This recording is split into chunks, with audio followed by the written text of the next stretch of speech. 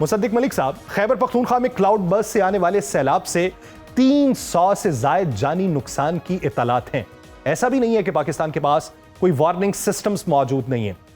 اگر cloud based early warning system کی اگر بات کی جائے یا پھر گلاف 2 کی بات کی جائے، یہ پاکستان کے اندر موجود ہیں۔ اس کے ہوتے ہوئے بھی اتنا نقصان ہونا، کیا یہ وارننگ سسٹم کا فیلئر ہے یا پھر ہمارے انسٹیٹیوشنز کا؟ دیکھیے، میں یہ سمجھتا ہوں کہ یہ ملٹی فیسٹڈ فیلئر ہے۔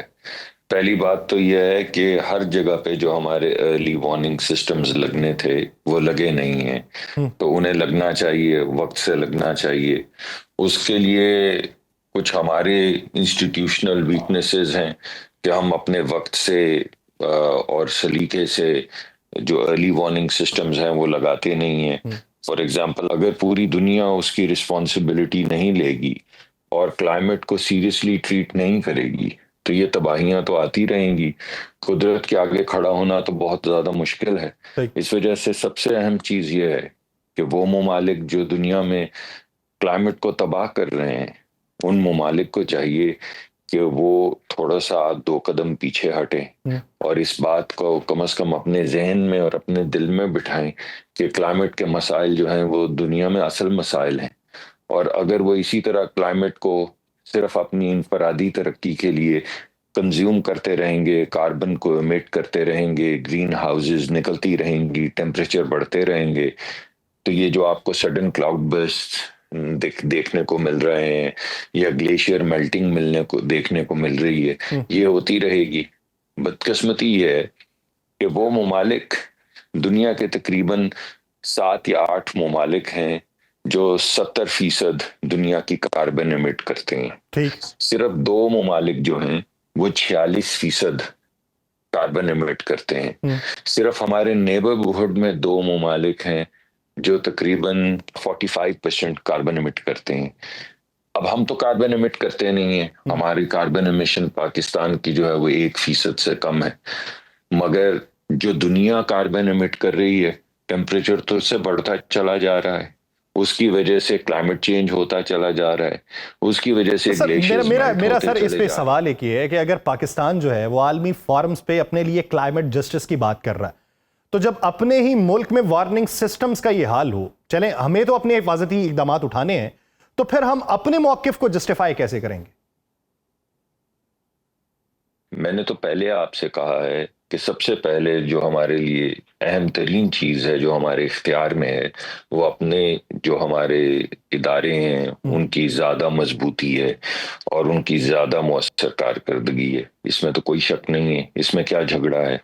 دوسری جو اہم چیز ہے وہ یہ ہے کہ دیکھیے، جب ہمیں ابھی میں نے رپورٹس پڑھی اور پھر میں نے پتہ بھی کیا ہماری میٹ ڈپارٹمنٹ کو اور ڈیفنس ڈپارٹمنٹ کے نیچے ہمیں ورلڈ بینک کی کوئی فنڈنگ ملی تھی یہ لگانے کے لیے، تمام جو موسمیاتی تبدیلی اور کلاؤڈ برسٹنگ کے سینسرز وغیرہ وغیرہ وغیرہ لگانے کے لیے ہمیں فنڈنگ ملی تھی۔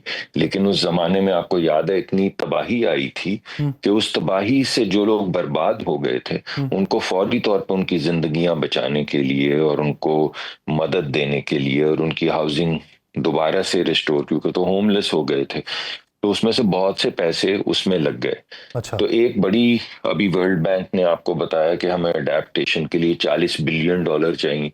ارے بھائی، ہمیں کسی نے پیسے دیے ہیں اتنے کہ ہم تمام کام اکٹھے کر لیں؟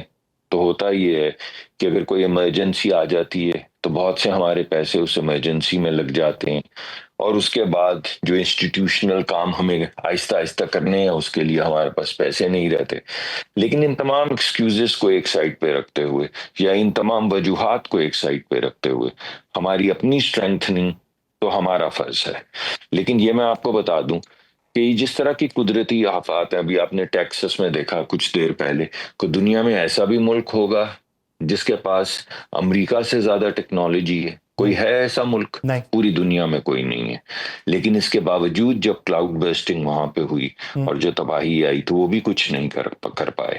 اس وجہ سے اصل معاملہ یہ ہے کہ ہمیں یہ سمجھنا ہوگا کہ ہم اس پورے اپنی دنیا کو، پلانٹ کو برباد کر رہے ہیں، اور اس بربادی کا سدباب کرنا ہوگا. اچھا سر، اور اس میں پھر یہ بتائیے کہ جب سے یہ مانسون سپیل شروع ہوا ہے تو اس مانسون کے سپیل کے بعد تباہی ہم جو دیکھ رہے ہیں، صوبوں اور وفاق کے درمیان ایسے وقت میں کوارڈینیشن نہ ہونے کی شکایت سامنے آئی. کل جو پی ایس تھے سی ایم کے، انہوں نے بھی کہا کہ وفاق نے بر وقت مدد فراہم نہیں کی.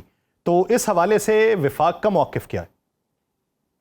بائی اور وفاقی کوارڈینیشن کی بات کی، اس میں آپ پہ ایک بات واضح کرنا چاہتا ہوں کہ جو پاکستان کی نیشنل ڈیزاسٹر مینجمنٹ اتھارٹی ہے، اس کا جو ہیڈ آفس ڈسٹرکٹ میں ہوتا ہے وہ ڈی سی کا دفتر ہوتا ہے. اس وجہ سے یہ تو سوال ہی پیدا نہیں ہوتا کہ ڈسٹرکٹ میں، یعنی ڈسٹرکٹ وہ جو صوبے کے زیر نگرانی ہوتا ہے اور صوبے کی اس پہ حاکمیت ہوتی ہے.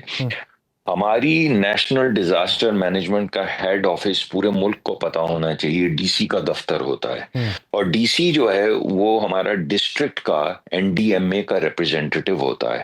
اور نیشنل ڈیزاسٹر مینجمنٹ یعنی وفاق جو ہے وہ تمام اپنے جو ریسورسز ہوتے ہیں وہ ڈی سی کے حوالے کرتا ہے. اور جب تباہی آتی ہے تو کچھ چیزیں تو وہاں پہ آلریڈی گوداموں میں موجود ہوتی ہیں اور کچھ فوری طور پہ فراہم کی جاتی ہیں. اس وجہ سے کوارڈینیشن کا بظاہر تو فقدان نہیں نظر آتا، کیونکہ جو امپلیمنٹنگ ایجنسی ہے وفاق کی وہ تو صوبہ ہے، اور صوبے کے اندر ڈی سی ہے جو ڈسٹرکٹ کا مالک ہے.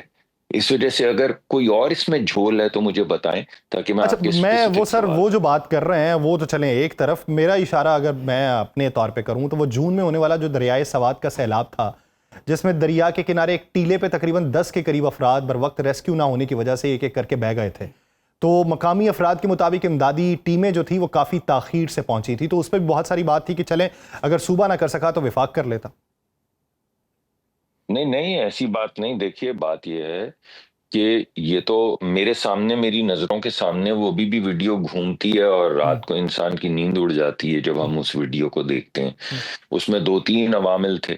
ایک تو بہت دوبارہ سے میں افسوس کا اظہار کروں گا، ہمدردی کا اظہار کروں گا اور مغفرت کی دعا کروں گا ان لوگوں کے لیے جو ہلاک ہوئے. لیکن بہتے دریا میں بیچ میں جا کے چلے جانا، اس کے باوجود کہ لوگ آپ کو روک رہے ہیں اور کہہ رہے ہیں کہ دیکھیے سیلاب آ رہا ہے، تو وہ کہنے لگے اگر کوئی اصرار کرے کہ نہیں ہم تو درمیان میں بیٹھ کے دریا کے چائے پیئیں گے، تو اس کے پھر بعض مرتبہ بڑے سنگین نتائج نکلتے ہیں. لیکن میں یہ سمجھتا ہوں کہ لوگوں کو یا سیاحوں کے اوپر یہ نہیں ہے مقرر، یہ مقرر تو صوبائی حکومت، ڈسٹرکٹ حکومت اور وفاق کیوں اس میں ذمہ دار نہیں ٹھہرایا جائے گا، وفاق کو بھی ٹھہرایا جائے. یہ ہماری ذمہ داری ہے کہ ہم ایسی زوننگ کریں کہ اپنے بچیوں کو محفوظ کر سکیں. ایسا طریقہ کار لے کر آئیں جہاں پہ لوگ بہتے دریا میں ان دا ہارمز وے نہ آ سکیں، کیونکہ بیچارے ایک سیاح کو کیا پتا کہ اسے کس جگہ پہ جانا ہے اور کس جگہ پہ نہیں جانا ہے.